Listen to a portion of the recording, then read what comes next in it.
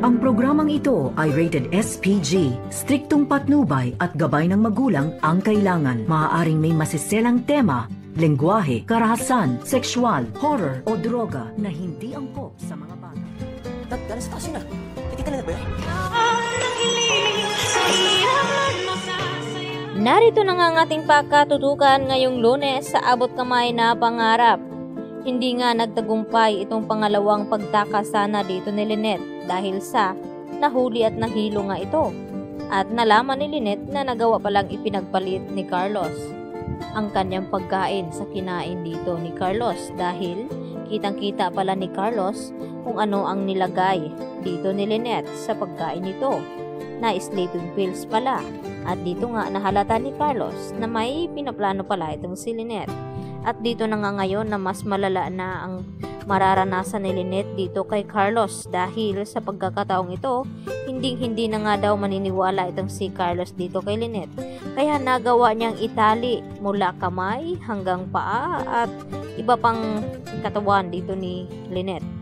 Kaya hindi lang iyon dahil nagawa pang sampalin dito ni Carlos itong si Lynette nang sabihin nga dito ni Lynette na sa susunod kung bibigyan daw siya ng pagkakataon ay hindi na nga sleeping pills ang kanyang ilalagay. At sumagot si Carlos na lason na ba daw ang kanyang ipapakain rito.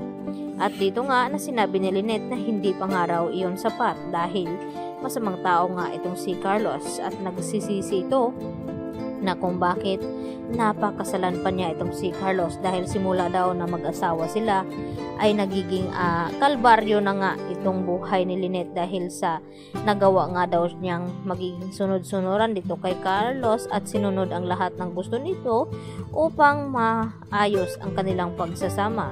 Balit ito palang si Carlos ay maraming inilihim dito nga kay Lynette. Kaya sumusubra na nga ito. Samantala, pinapalabas naman ngayon ni Carlos dito kay Arman na dumadaranas daw itong si Lynette sa mental health at nababaliw nga daw ito.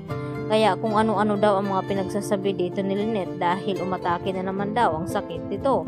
At sinabi ni Arman na dapat doon daw dinala ni Carlos sa mental institution itong si Lynette. At dito sumagot si Carlos na doktor naman daw siya kaya alam niya kung papaano ipagamot itong si Lynette. At nakita nga dito ni Arman na may mga tali ngang nakalagay sa higaan at dito naman nakahanap ng dahilan itong si Carlos na kapag umatake daw itong sakit ni Lynette ay kinakailangan daw niyang itali ito nang sa ganun ay hindi makapanakit itong si Lynette.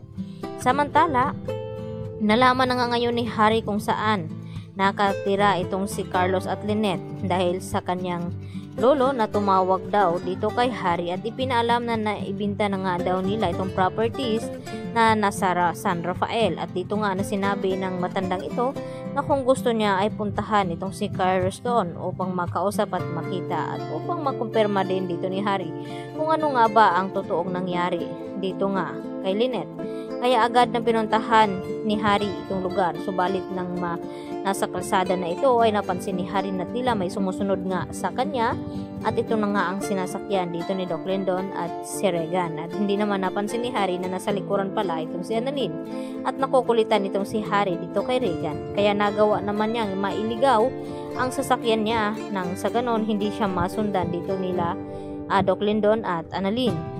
Nang makarating na nga sa lugar itong si Harry ay dito niya napansin na nagkukwentuhan itong mga nagiinuman at dito nga narinig niya itong si Arman na kawawa daw itong asawa ni Doc Carlos dahil nababaliw nga raw ito. Kaya walang duda na si Lynette na nga binabanggit nito.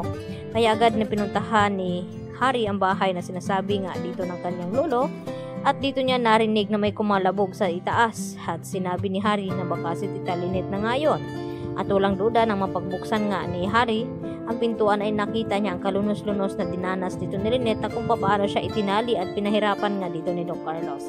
Kaya magkakaalaman na nga ba kung itong si Harry nga ba ang susi upang makatakas na nga ng tuluyan itong si Lynette at makabalik dito kina Annalyn. Yan ang ating pagkatutukan ngayong Lunes mga kapuso. Dito lamang yan sa Abot Kamay na Pangarap. Bye-bye!